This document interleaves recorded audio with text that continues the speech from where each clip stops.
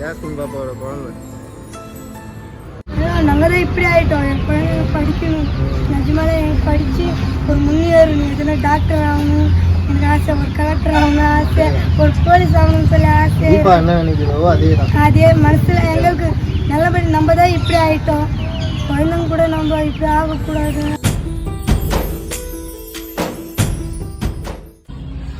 ரொம்ப நாள் ஆயிடுச்சு. தீபா வீட்டு பக்கம் வந்துட்டு தீபா காம போனேன். எப்படி ரொம்ப நாள் ஆயிடுச்சு அண்ணா பார்த்து. சீமந்தம் இவங்களுக்கு சீமந்தம் வந்து பண்ணலாம் அப்படின்னு சொல்லிட்டு ஒரு ரைட்டு வந்து வீடியோ எடுத்தோம். வீடியோ எடுத்துட்டு 2 நாள்லேயே இவங்களுக்கு வந்து பெயின் வந்துட்டு ஹாஸ்பிட்டல் போயிட்டு அட்மிட் ஆகிட்டாங்க. இப்போ எவ்வளோ நாள் ஆகுது பிறந்து? 2 மாதம் ஆகும். 2 மாதம் ஆகுதா? பேர்லாம் வச்சாச்சா? ஓகே. ஜாஸ்மின் பாப்பாவோட குழந்தை இப்போ எப்படி ஹெல்த்தியாக இருக்கா? நம்ம செக்கப்லாம் இப்போ கூப்பிட்டு போகணுமா? கூட்டு போகணும், கூட்டி வந்தேன், போயிட்டு கூட்டி தான் வந்தேன். இங்கே அதே ஹாஸ்பிட்டல் தான் போகிறீங்களா? ஆனால் எதுவுமே இல்லைன்னு சொல்லிட்டு இது பண்ணிட்டாங்க, சுத்தாங்க. குழந்தை பார்த்தாங்க, எதுவுமே இல்லை, நீங்கள் போனாங்க. ஜுரம் ஏதாவது? எங்கே படுக்க வைக்கிறீங்க? மயில இங்கே தான் கட்டளை வச்சு படுக்க வைக்கிறோம். நைட்லையா? இங்கே கொசு, இங்கே வெளியே போய் படுத்துப்போம், கடலில் போய் படுத்துப்போம். ஆனால் இதில் லைட் இல்லை, கரண்ட் இல்லை, எதுவுமே இல்லை, எப்படி படுக்க முடியும்? பாம்பு பூச்சிங்கெல்லாம் வருங்க. ஒரு கட்டல் மாதிரி கொடுத்தா நீங்கள் குழந்தைய மட்டும் வச்சுக்கலாம்ல? ஒரு பாப்பா ஹஸ்பண்ட் அந்த மாதிரி ஒரு கட்டில், அந்த மாதிரி கட்டில் இருந்தால் குழந்தையும் இவங்களையும் மட்டும் நைட்டு மட்டும் அந்த மாதிரி படுக்க அது வேறையா? ஜாஸ்மினோட ஹஸ்பண்ட் வருவான். வணக்கம் தெரியும். எப்போ போய் அந்த ஏதாவது அந்த ஃபங்க்ஷன் மாதிரி ஏதாவது வைப்பீங்களா? பேர் வைக்கிறதுக்கு நீங்கள் மட்டும்? திருப்பூர் கோயில் போயிட்டு முருகர் கோயில் அங்கே போய் மொட்டை அடிச்சுட்டு பேர் வச்சு. சரி, வைக்கும் போது சொல்லுங்கள். சரி, நீங்கள் வரலாம். வரேன். இங்கே கூட கேளம்பாக்கத்தில் கூட எடுக்க மாட்டேங்கிற, செங்கல்பேட்டில் எடுப்பாங்க சொல்லிட்டாங்க. நான் என்ன வேண்டிய செங்கல்பேட்டில் தோசை எடுத்து போகணும் அப்படின்னு சொல்லிட்டேன். நான் டைரெக்டாக சொல்லிட்டேன். நான் உங்கள் என்ன சொல்லிட்டாங்கன்னா நீ எங்கே பார்க்க போகிறேன்னு சொல்லிட்டேன். நான் கோசாவுக்கு போக போகிறேன், இங்கே எதில் பண்ணலான்னு சொல்லுங்கள், இங்கே பார்க்கக்கூடாது நீங்கள் அப்படின்னு சொல்லிட்டாங்க. சரி, நான் கோசைக்கே போயிட்டேன். அதனால தான் இங்கே ரொம்ப எடுத்துடுன்னு சொல்லி எப்படி போக முடியும்? ரொம்ப எடுத்துக்கிச்சுன்னா போக முடியாது, நம்மளுக்கு ரொம்ப சீரியஸ் ஆகிடுச்சுன்னா ரொம்ப போக முடியாதுன்னு சொல்லி சீக்கிரமே போயிட்டோம். கொஞ்சம் அங்கேயே போய் ஒரு வாரம் இருந்தோம். அப்புறம் கூட வீட்டுக்கு அனுப்பிச்சிடுறத பார்த்தாங்க. இல்லை, வாய்ப்பை திறக்கலன்னு சொல்லி ஒரு வாரமாக அங்கே தான் இருந்தோம். நம்ம அப்புறம் இருந்தோடனே பெரிய பெரிய டாக்டர் போனோடனே மாற்ற இது கொடுத்தாங்க, கை வச்செல்லாம் பார்த்தாங்க. அப்புறம் வாய்ப்பை கொஞ்சம் திறக்குது, இங்கே இருக்கலாம் நீங்கள். அப்புறம் மேல் மாடிக்கு போனோம், வெளியே எடுத்துக்கிச்சு. அப்புறம் கீழ் மாடிக்கு இது இந்த குழந்தை பார்க்குற இடத்துல போயிட்டேன். நல்லா பார்த்துக்கினாங்க, நல்லா பார்த்துக்கினாங்க. ஒன்றும் குறை சொல்ல முடியாது, எல்லாம் நல்லா பார்த்துக்கினாங்க. குழந்தைக்கு என்ன ஃபியூச்சரில் என்ன பண்ணணும்? உங்கள் கூட வேலைக்கு அப்படியே கூப்பிட்டு போயிடலாம்? இல்லை, நாங்கள் தான் இப்படி ஆகிட்டோம். என் குழந்தைங்க படிக்கணும், நிஜமாலே எனக்கு படித்து ஒரு முன்னேறணும், எதுனா டாக்டர் ஆகணும் எனக்கு ஆசை, ஒரு கலெக்டர் ஆகணும் ஆசை, ஒரு போலீஸ் ஆகணும்னு சொல்லி ஆசை. என்ன நினைக்கிறோவோ அதே மனசில் எங்களுக்கு நல்லபடி. நம்ம தான் இப்படி ஆகிட்டோம், குழந்தைங்க கூட நம்ம இப்படி ஆகக்கூடாது அப்படின்னு நான் நினைக்கிறேன். நல்லா படிக்கிறீங்க, நல்லா படிக்க. நீங்கள் வேலைக்கு போகும்போது வண்டியில் சும்மா லீவ் டைமில் கூப்பிட்டு போங்க. போகும்போது அப்படியே இவனை வந்து வேலைக்கே அப்படியே பழக்கப்படுத்திடாதுங்க. தீபாவுக்கு வந்து இப்போ நம்ம எங்கேயாவது வெளில போனால் நம்மளை வந்து அடையாளப்படுத்துகிறாங்கல்ல, குறிப்பாருங்க அப்படின்னு சொல்லிட்டு. ஆனால் தீபா குழந்தையும் இந்த ரூட்லலாம் போகும்போது நான் நிறைய பார்த்துருக்கேன். எல்லாருமே தொட்டு பேசுவாங்க, அந்த குழந்தைய நினச்சி பேசுவாங்க. என்ன காரணம்னா அந்த பொண்ணு வந்து அந்த குழந்தைய வந்து மற்றவங்க மாதிரி வளர்க்காம அது ஒரு போராடிட்டு இருக்குது வாழ்க்கை. அதனால அது மேலே ஒரு மரியாதை எல்லாருக்கும் இருக்குது. எனக்கு தீபா வந்து நிறைய பேருக்கு எடுத்துக்காட்டு, என்னோட சொந்த அக்கா. அதே மாதிரி வந்து நீயும் உன் குழந்தைய வந்து நல்லா வளர்க்கணும், நல்லா வளர்க்கணும். சரிம்மா, நான் வரேன் அடுத்த வீடியோ. ரொம்ப நாள் ஆயிடுச்சு. தீபா வீட்டு பக்கம் வந்துட்டு தீபா பார்க்க பார்க்காம போனேன். எப்படி ரொம்ப நாள் ஆயிடுச்சு அண்ணா பார்த்து. தீபா, உன்னை ஃபர்ஸ்ட் டைம் இந்த சேரீல நான் பார்க்குறேன். மற்றவங்க வீடியோ எடுத்துருக்காங்க, நான் பார்க்குறேன். இதே மாதிரி எப்பவுமே ஸ்கூலுக்குலாம் போகிறல்ல, இப்படி எல்லாரும் உன்னை இப்படி தான் இருக்கணும்னு நினைக்கிறாங்க. இப்படியே இருந்தா நம்ம வியாபாரம் எப்படின்னா எப்படி போகுது? வியாபாரம் போறதே இல்லை. என் குப்பை மேல தான் போய் ஏதோ வாட்டர் கேன் பிளாஸ்டிக் பொறுக்கி வருது.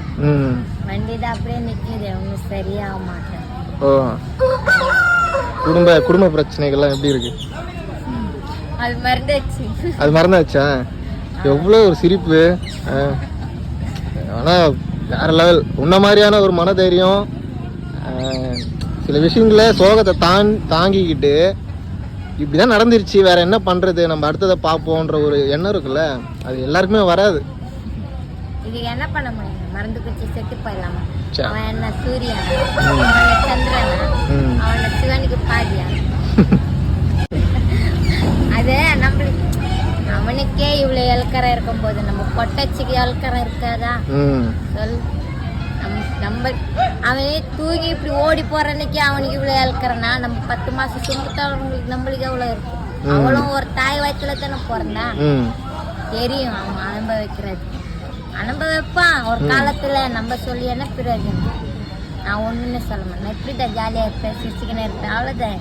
என்னோட ஒரு பொண்ணு வச்சுக்கினா இப்ப வந்து அவ ஒரு லைஃப் பார்க்கணும். நம்ம லைஃப் முடிஞ்சிச்சு, எப்படிடா நம்ம லைஃப் முடிஞ்சிச்சு, நம்ம இப்படி போயிடலாம், இப்படியே போய் இறந்து போயிடலாம், செத்து போயிடலாம், பைத்து மாறலாம், அந்த மாதிரி எண்ணம் எனக்கு கிடையாது. இப்போ ஒரு பதத்துல பார்க்கணும் என் பொண்ணோட லைஃப் எப்படி போகுதுன்னு நான் பார்ப்பேன். அதுக்காக நான் உசுறு வாழுவேன். அந்த மாதிரி வரதட்சணை குடும்பத்துக்கு பதிலா அங்க இருந்தாலும் ஒண்ணுதான், அம்மா அப்பா வீட்டுல இருந்தாலும் ஒண்ணுதான்.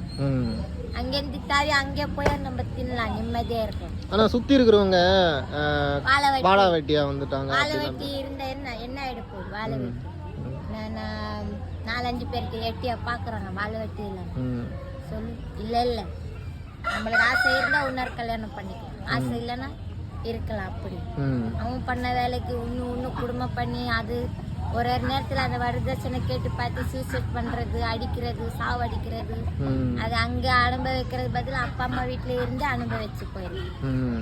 பரவாயில்ல இருக்கட்டும், அந்த பேர் இருந்தாலும் ஒன்னும் பிரச்சனை இல்லை, வாழை வெட்டியே இருந்தாலும் ஒன்னும் பிரச்சனை கிடையாது. ஆனா பத்தினின்னு ஒண்ணு இருக்கிற இல்ல போது இல்ல நாட்டுல ஒரு வாழை வெட்டி இந்தி பத்தினின்னு உருவத்தி எடுக்கிற இல்ல, அது ஒரு பொண்ணு தானே, அது போதும் நம்மளுக்கு. அதை விட்டுட்டு சாவுறது, போய் மருந்து குடிக்கிறது, அவன் இல்லைன்னா தொண்டை அறுத்து சாவுறது, கையறுத்து சாவுறது. தீபா, நான் நிறைய வாட்டி ஆஃபீஸ் போகும்போது உன்னை நான் பார்ப்பேன். ஆனால் நான் என்ன பண்ணுவேன்னா, என்ன நடக்குதுன்னு பார்த்துட்டு நான் அப்படியே போயிடுவேன். நான் உன்னை டிஸ்டர்ப் பண்ண மாட்டேன். நீ இந்த ரூட்டில் போனாலே, பாப்பா கூட போனாலே எல்லாருமே வந்து உன்னை கையை பிடிச்சி பேசுகிறாங்க, குழந்தைய கிள்றாங்க. ஃபர்ஸ்டெல்லாம் வந்து இந்த மாதிரி நம்மளை அடையாளப்படுத்துவாங்கள்ல, குருவிக்காரங்க கிட்ட அப்படி இப்படின்னு, அதெல்லாம் சுத்தமாக உடைச்சிட்டு உன்னை எல்லாருமே வந்து உன்கிட்ட வந்து அன்பா பேசுறாங்க. அதுக்கு காரணம் என்ன? அன்பா பேசுறாங்கன்னா அவங்க என்ன, நம்ம வந்து தமிழ்நாடுல தான் இப்படி நடக்குதுன்னு பார்த்தோம். ஆனா ஒரு நெருக்கொருல கூட இப்படிதான் நடக்கிறாங்க அப்படின்னு அவங்க நினைக்கிறாங்க. அவளுக்கு இருக்கிற மனசு கூட நம்மளுக்கு இல்லை. ஆனா நம்ம குறிக்காரனே அவங்க நம்ம ஒதுங்கி போறோம். ஆனா அவங்க அப்படி இல்லை. இப்ப இருக்கிற காலத்துல கட்டம் மாறி போச்சு. எல்லா பேரும் அப்படி கிடையாது. முன்னெல்லாம் அப்படி இல்லை, தண்ணி குடுக்கறது இருந்தாலும் கையில ஊத்துவாங்க. ஆனா இப்ப எல்லாம் அப்படி கிடையாது. அவங்க குடிக்கிற கிளாஸ்ல எங்களுக்கு கூட்டம் அதிகமா இருக்கிற இடத்துல தான் சலங்க வருது. நம்ம கூட்டம் இல்லாத இடத்துல சலங்க வர மாட்டோம். ஏன்னா நாங்க ஒரு கூட்டத்தை இல்லாத நாங்க தனி மரமா நாங்க ஒரு இது மாதிரி இருக்கோம். ஆனா நம்ம அதை முயற்சி பண்ண கூட சேருமா சேராது விடுங்க. அப்போ நம்மளுக்கு வந்து என்னன்னா கிடைக்குது, ஆனா எல்லாமே கொஞ்சம் ஸ்லோவா கிடைச்சிட்டு இருக்கு. இன்னும் பெட்டரா இன்னும் நிறைய கிடைக்கும்.